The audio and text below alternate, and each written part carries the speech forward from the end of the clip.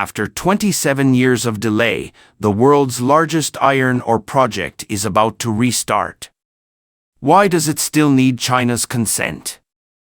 According to British media reports, Rio Tinto Group, one of the world's largest multinational mineral and resource groups, has officially announced that it will invest $6.2 billion to officially launch the world's largest iron ore project in Guinea after 27 years.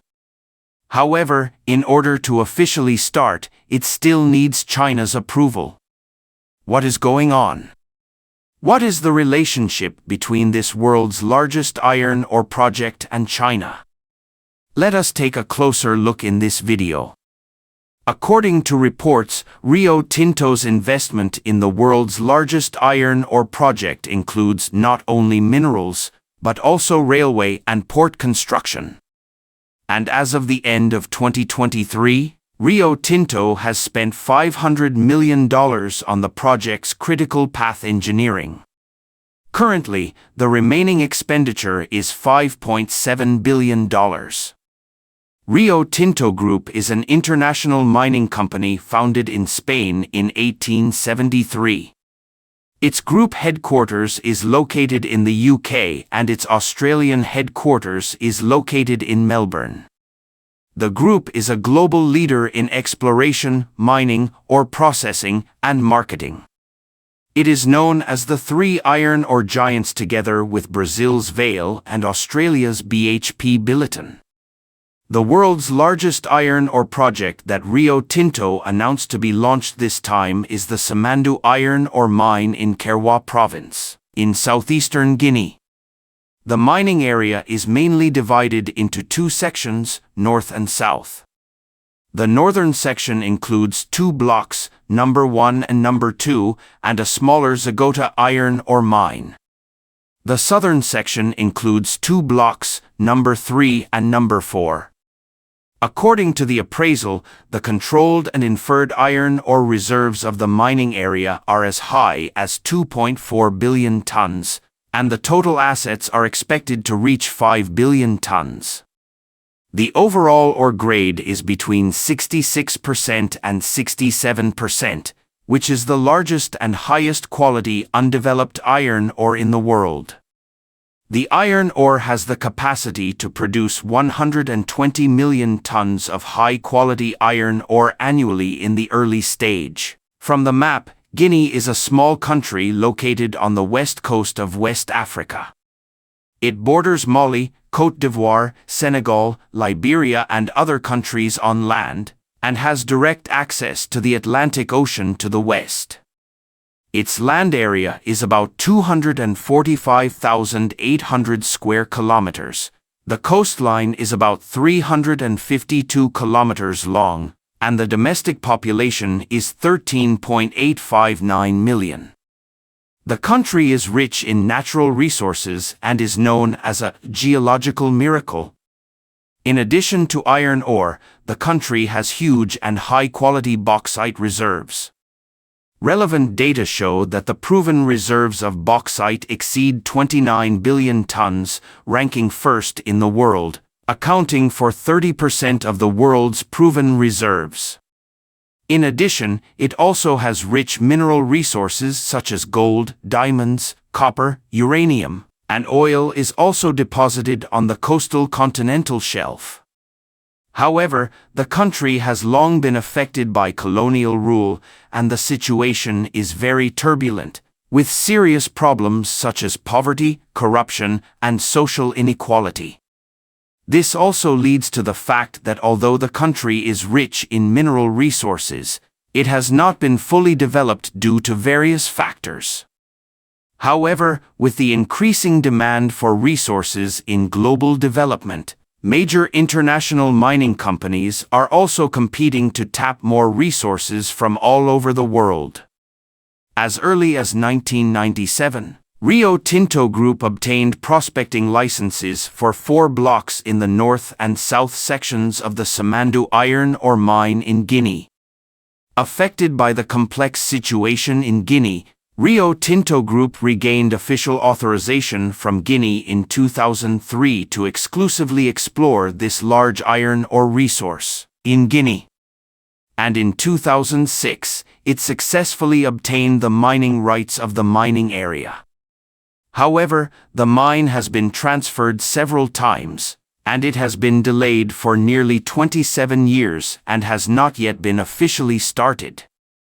Guinea has stated that any ore developer must build relevant railways. This will ensure that the ore mined by the mine can be exported from Guinean ports, but the cost of mineral development will also increase significantly. Due to the deadlock in the negotiations on the terms of cooperation, Guinea twice stopped the construction activities of the Simandou iron ore mine last year, causing the progress of the project to be bumpy. It was not until this year that Rio Tinto finally announced the important news of the restart of the project. In addition to the development of iron ore, the project also includes a railway about 600 kilometers long across Guinea from east to west, as well as the construction of western ports. By improving Guinea's transportation system, the high-quality iron ore in the mining area can be smoothly transported to the country's western ports. Rio Tinto Group hopes that this project will be able to produce iron ore as early as 2025. However, Rio Tinto revealed that China still needs to nod in order for the project to be officially launched. It turns out that the Simandou iron ore mine in Guinea is invested not only by Rio Tinto of the United Kingdom, but also by China. China is a country with great resource demand. In 2022, the iron ore consumption will reach 1.36 billion tons, accounting for more than 60% of the world's total consumption, but more than 80% of it needs to rely on imports. In order to meet the domestic demand for iron ore and ensure the security of resource supply, China has very close iron ore trade relations with Australia, Brazil, Russia, and other countries. However, with the changes in the international situation and the influence of geopolitical relations, China still needs to expand more resource supply channels to further improve its resource guarantee capabilities. Guinea has rich mineral resources. In the case of mutual benefit and win-win, China signed a cooperation agreement with Rio Tinto Group, which has already undertaken the project, as early as 2010 to jointly establish a joint venture to develop the Simandou project.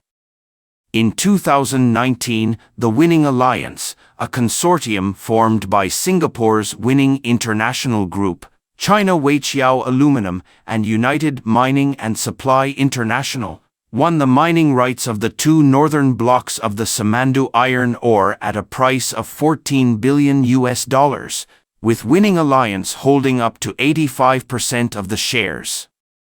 The two southern blocks are held by a joint venture formed by Rio Tinto Group and Chinalco and other companies, of which Rio Tinto holds 45.05%, Zhonglu holds 39.95%, and the Guinean government holds 15%.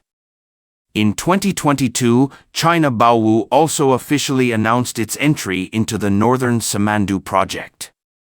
As a potential investor, it will take the lead in forming the Baolian Group with major Chinese steel companies and infrastructure builders to work with Winning Alliance to help the development of the Simandou iron ore and infrastructure projects. According to reports, the current mining partners also include at least 7 other companies, including as many as 5 Chinese companies. Judging from the proportion of Chinese shares and the proportion of contracting, it is not surprising that it needs to be finally approved by the Chinese side before it can be restarted. According to reports from relevant departments, the total cost of the Simandou project will reach $20 billion. After the project is completed, It is expected that the annual output of ore will reach 60 million tons in 2028, which will almost account for 5% of the global seaborne iron ore market. Rio Tinto revealed that they have approved the world's largest mining project. And they are also very confident in obtaining Chinese approval. For China, it is currently in the stage of deepening development of industrial fields such as new energy vehicles, and the demand for raw materials such as iron, aluminum, and copper is increasing day by day. Under this circumstance, it is still very necessary to actively promote the construction of the Simandou iron ore project. While cooperating with Guinea to develop iron ore, it can also strengthen cooperation with Guinea in other resources such as bauxite. In addition, China can also help further upgrade Guinea's railway ports. While promoting the sustained growth of China's real economy, Guinea can also change its backward infrastructure and help its own economic development. Thank you for watching. If you enjoyed this video, don't forget to like, comment, and subscribe to our channel for more great content. See you next time.